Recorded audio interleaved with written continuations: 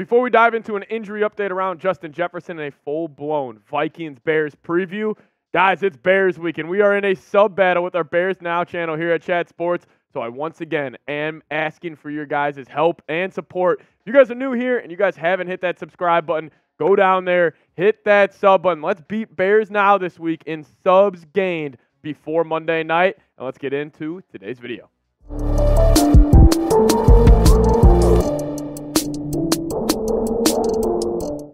Welcome in the Vikings Now by Chat Sports. My name is Patrick Siepman, and coming up on today's show, we got a Vikings-Bears injury report, specifically around Justin Jefferson. He had some interesting words about him possibly playing this Monday night. Then we're all going to be diving into a full-blown Monday Night Football preview, get you guys what you guys need to know from the Bears side of things, how they have been playing as of late, then also some keys to victory to wrap it up. But I want to kick it right away to number 18, Justin Jefferson. He had this tweet coming out yesterday morning, and I thought it was pretty funny because he had a lot of fantasy football owners and nerds tweeting at him saying, "Jefferson, we need you back on the field. My fantasy team needs you." This is what he had to say. He said, "My health is way more important than you winning your fantasy games. It doesn't matter how many times y'all flood my DMs talking about selling me your team. I do not care." Listen, my reaction to that, Jefferson, take this Monday off versus the Bears. I understand. I want him out there. I want to see the gritty in the end zone on Monday night. I totally get it. I want to see Jefferson connecting with Josh Dobbs for their first touchdown this year. But look, the Vikings have their bye the week after they take on the Bears. And listen, I understand. Like, if you're looking at it at face value, yes, this is a very important game for the Minnesota Vikings. No doubt about it. We need to win this game. But I think we can handle it without 18. Because taking a look at the Vikings schedule, we got more important games coming up here in a second. If you could say we could have Justin Jefferson 110% for the Raiders, Bengals, but more specifically, those two games versus the Lions right there. Week 16, actually the Vikings just announced they're going to go all white for that Christmas Eve game versus the Lions. I've got Packers on New Year's Eve, and then they wrap out the regular season versus the Detroit Lions. So I'd rather have Jefferson take another week off. You're going to get 2 weeks to fully get that hamstring ready for the final stretch. And listen, the Vikings need this bye week. You know, anytime you have these bye weeks later on in the year, obviously the teams are going to be just naturally more banged up. And I feel like the Vikings are starting to get to that point. We really saw that come to fruition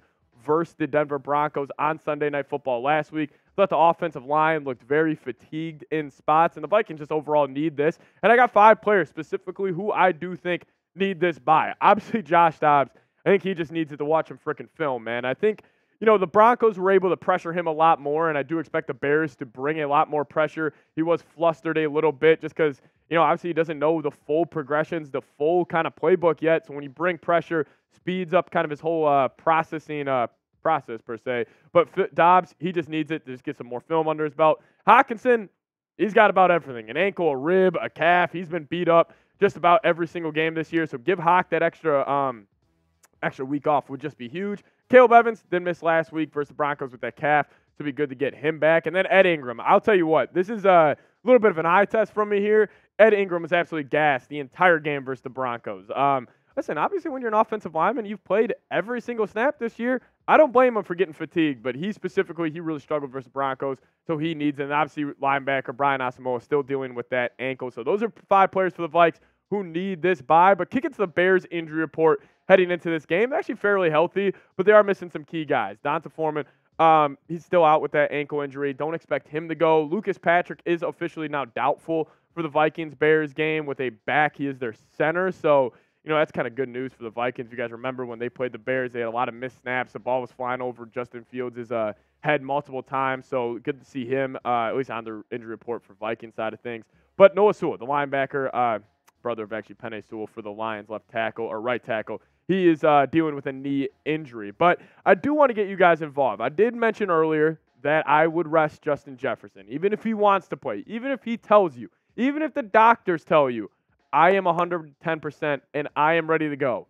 I would still say let's just rest Jefferson, give him that extra bye week, and let's get him 125% for the last 5 games of the year, and hopefully we do have a couple playoff games. Let me know. Y for yes, N for no, if you would play Justin Jefferson versus the Bears this Monday night.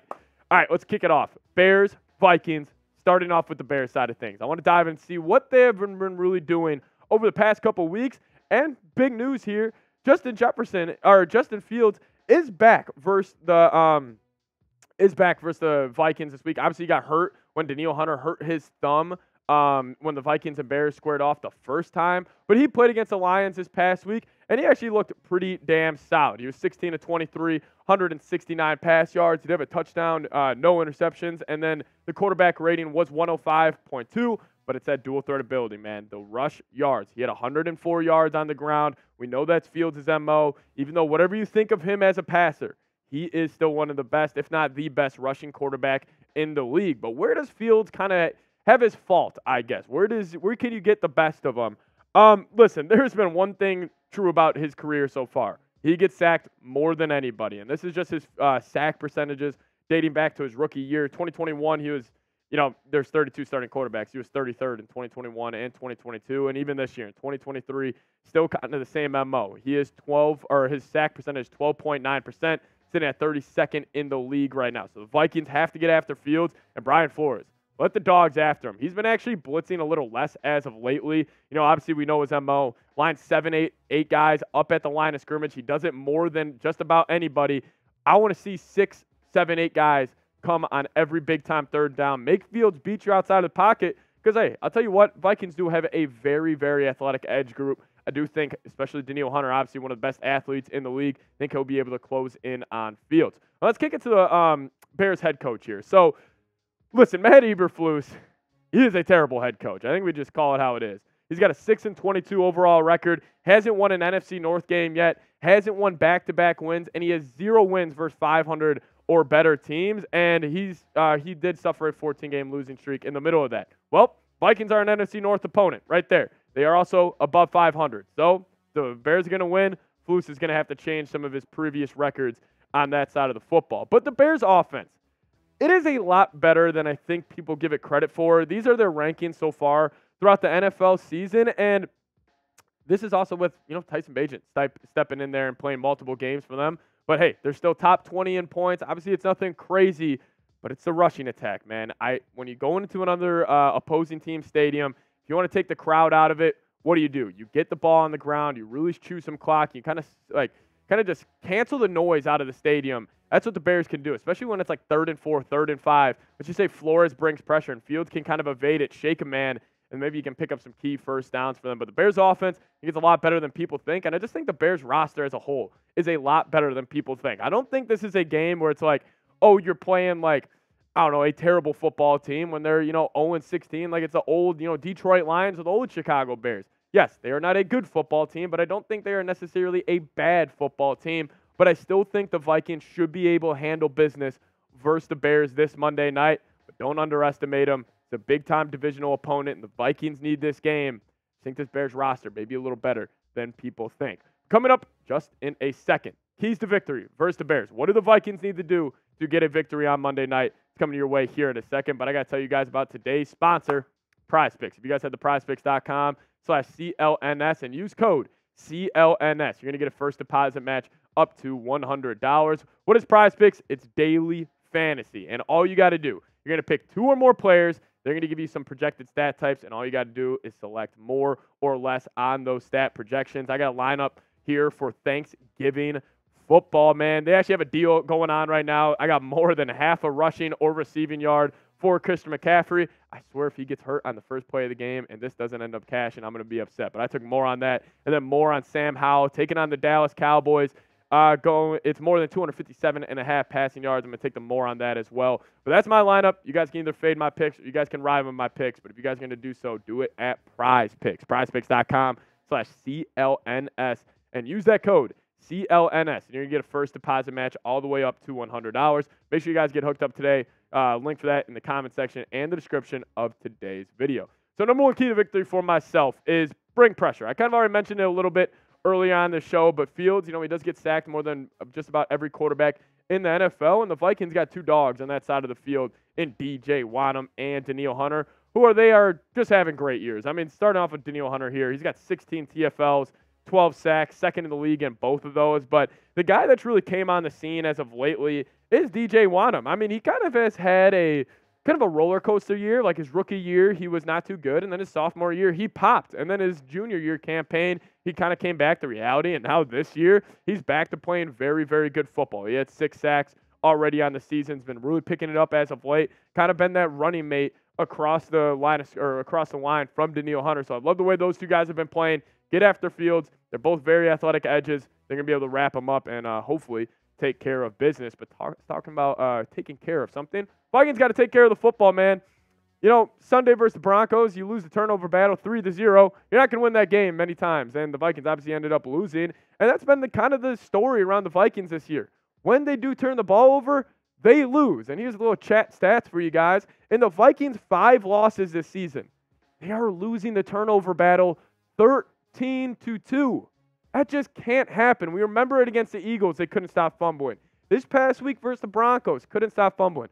First play against the Kansas City Chiefs, they fumbled the football. I'm telling you, this is a good Vikings team. Just take care of the damn ball. 2 hands on everything this weekend. And I think we're going to get out of Minnesota, hopefully, with a victory. But take care of the football. Hopefully, you guys are listening to this show. Hopefully, we got all 53, at least some members on offense listening to that. Take care of the football. I'm sure Kevin O'Connell's been preaching it all week long. But DJ Moore, that's next, the keys to victory. Got to stop him. He's a hell of a receiver. And the reason I put this on here, obviously most of these are kind of chalk. Like you could put these for every single week. But specifically DJ Moore, he's having a hell of a season. And in terms of like what also has beat the Vikings this year, it's been receivers going off. And you guys remember Keenan Allen went for 210-plus yards versus the Vikings, absolutely cooking Byron Murphy in that game, and that was a big reason why the Vikings lost. But he's almost got 1,000 yards on the year. He does have that big playability. He's got that kind of connection with Justin Fields, almost around 15 yards per catch with 6 touchdowns. But I'm going to call somebody out here.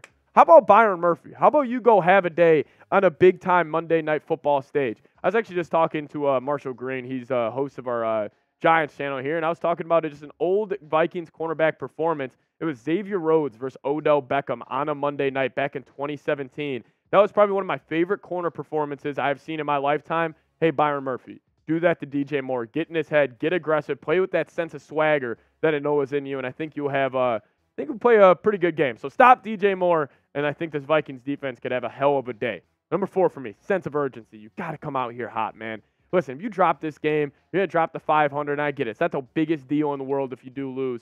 But, man, I just got to say this. If you don't win this game, you can pretty much kiss the division goodbye because we know tiebreakers. It always comes down to division record. It comes down to, obviously conference record. Well, the Bears are both of those. So, and as it sits right now, the Vikings do have a 6% chance to win the North.